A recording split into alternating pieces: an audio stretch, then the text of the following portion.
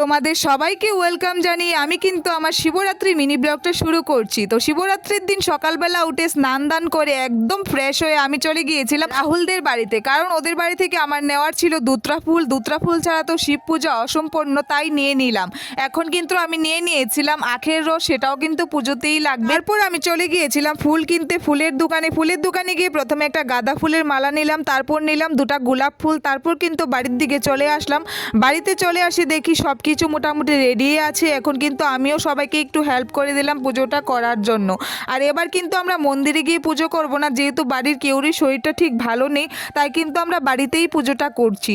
এখন কিন্তু আমিই পুজোটা শুরু করলাম। সবাই কিন্তু একে একে বাবার মাথায় জল ঢালবে, আর সবাই কিন্তু মন ভরে পুজো করে নিয়েছিলাম। এখন কিন্তু আমি আরতিটাও সেরে নিচ্ছি।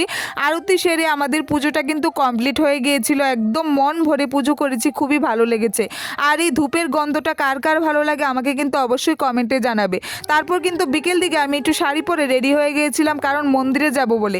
শিবরাত্রির দিন কিন্তু একটু মন্দিরে না গেলে ভালোই লাগে না, তাই কিন্তু একটু সেজে গুজে নিয়েছি। আর বছরে একটা দিনে আসে, এত স্পেশাল ফিল হয়, তাই আর কি বলবো, একটু সেজে গুজে নিয়েছিলাম। তারপর কিন্তু আমরা চলে গিয়েছিলাম মন্দিরে, আমার সাথে রাহুলও গিয়েছিল। প্রথম কিন্তু পুজোটা ওই করেছিল, রাহুল প্রথম পুজোটা করেছিল, তারপর কিন্তু আমি পুজোটা করছি। এখানে কিন্তু পুরোহিত মশাই খুবই ভালো ছিল, আমাদের ভালো করে গাইড করছিল কিভাবে পুজোটা করতে হয়। এখানে কিন্তু একদমই ভিড় ছিল না, তাই কিন্তু আমরা পুজোটা খুব ভালোভাবে করতে পারছিলাম। আর আমরা কিন্তু মন ভরে পুজোটা করেছি।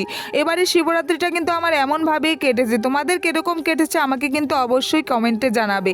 আজকের মতো ভিডিওটা এখানেই শেষ করছি। ভালো লাগলে লাইক করে দিও।